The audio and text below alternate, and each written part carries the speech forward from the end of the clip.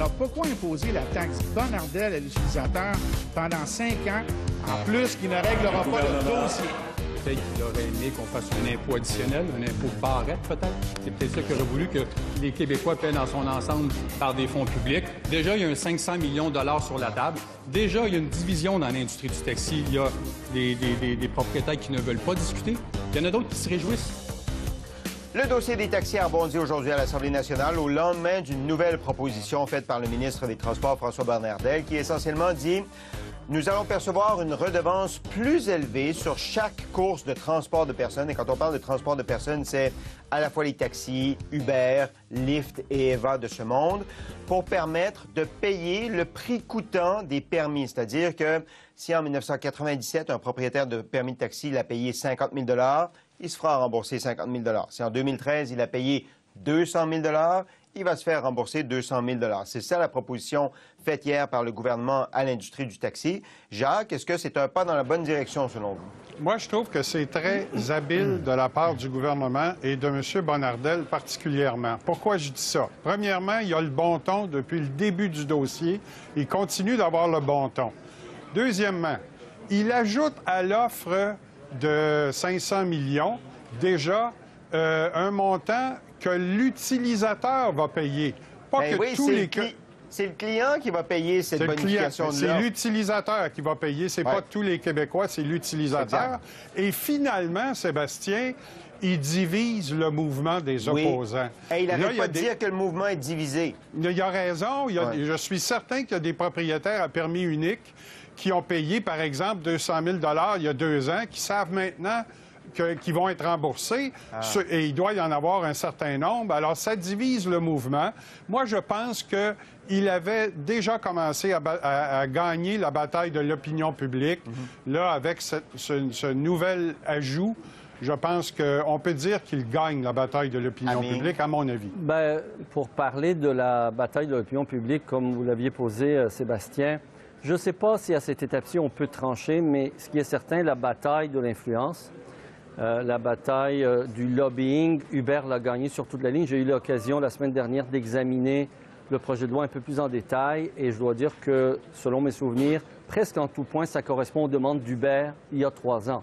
Et Uber compte sur de grands cabinets d'avocats, notamment McCarthy Tétrault, etc. Et on peut comprendre comment ils peuvent être efficaces. Maintenant, je crois que la proposition que vient faire M. Bonnardel, dans le bordel créé dans l'industrie depuis plusieurs années par Uber, c'est quand même ce qui se rapproche le plus possible, je dirais, d'un geste honorable et acceptable. Maintenant, il faut en voir les détails. Alors, c'est pas pour rien, d'ailleurs, que ni les petits propriétaires, leur association, ni les métallos n'ont pas encore réagi depuis hier publiquement par voie de communiqué, même s'il y a des... C'est-à-dire qu'il faut se rendre compte, là, Uber... Attendez, l'association de l'industrie, elle a dit... M. Bonnardel, tout ce qu'il fait, c'est nous payer de meilleures funérailles avec cette proposition. Ben oui, parce que les dégâts causés dans la société et dans l'industrie vont aller au-delà de juste les permis des propriétaires. Il ne faut pas oublier, Uber, ça fait partie d'un ensemble. Netflix, Amazon, Airbnb... La nouvelle économie. Cette soi-disant nouvelle économie, c'est rien de plus qu'un vieux capitalisme sans foi, sans loi, qui ne paye pas d'impôts. Et avec un gouvernement comme celui de la CAQ, malheureusement pour le Québec, on n'a pas un gouvernement qui est conscient des dégâts à long terme que ce genre de capitalisme va créer sur la société en précarisant tout le monde. Y compris, mettons, Simons de ce monde. M. Simons pâtit déjà, les hôteliers pâtissent déjà de cet hypercapitalisme. Vous ai-je vraiment entendu dire, par contre, que l'offre était honorable et acceptable? J'ai noté ça. Je pense que oui. Dans l'état actuel des choses, j'ai dit dans le bordel créé par Uber et par tout ce démantèlement d'une industrie locale, il faut quand même que, quelque part, on évite de causer des torts irréparables à des gens qui ont agi suivant les règles.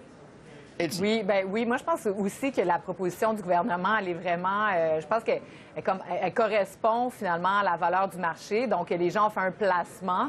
Bon, évidemment, le placement pour certains n'aura pas été rentable, mais du moins, il n'y a pas de perte. Donc, dans plusieurs autres métiers... Il n'y a pas de perte du capital. Bien, exactement. Donc, puis là, on va travailler sur les intérêts, peut-être, pour rembourser une partie des intérêts aussi. Bien, c'est ça. Donc, ça, c'est une chose vraiment quand même bonne. Le fait de faire payer aussi, bon, l'enveloppe de 500 millions qui vient de la poche de tous les Québécois, mais d'ajouter, c'est comme un peu une taxe sur l'essence, ou en tout cas de répartir. Moi, je trouve que c'est... Payeur. Exactement. Moi, je prends beaucoup de taxis à Montréal. Je pense pas que c'est $1 la course supplémentaire. OK, vous êtes prêts à payer, vous, le dollar de plus? Oui. Moi, je pense que les usagers du taxi, ça ne va pas changer grand-chose à leurs habitudes de consommation de taxi.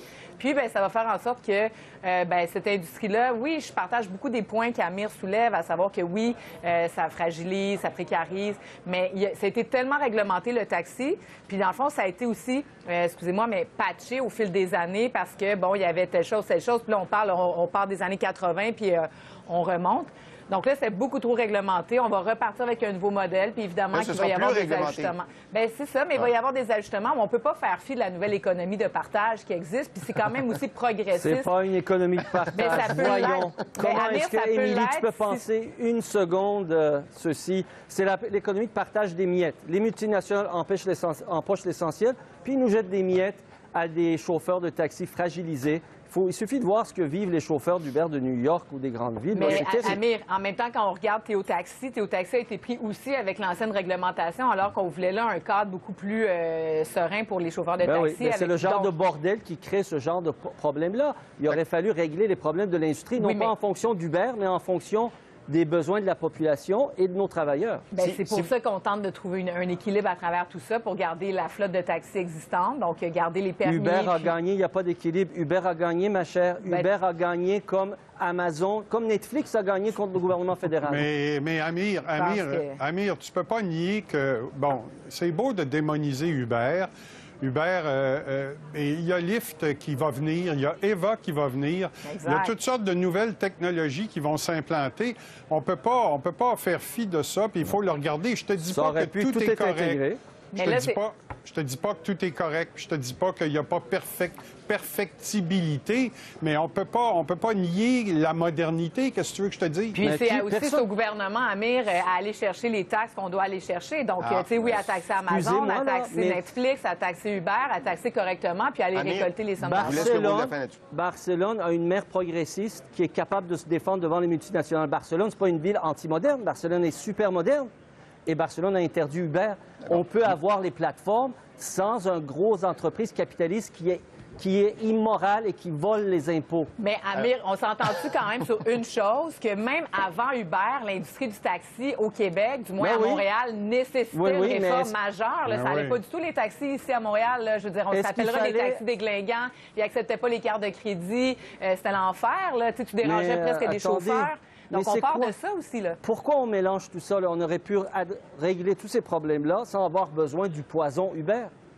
Mais il est là, le problème. Oui, mais là, si vous voulez partir une conversation avec Amir Kadir, si vous le croisez dans la rue, économie de partage, puis vous en avez pour un petit bout de temps, on va juste rendre un grand hommage à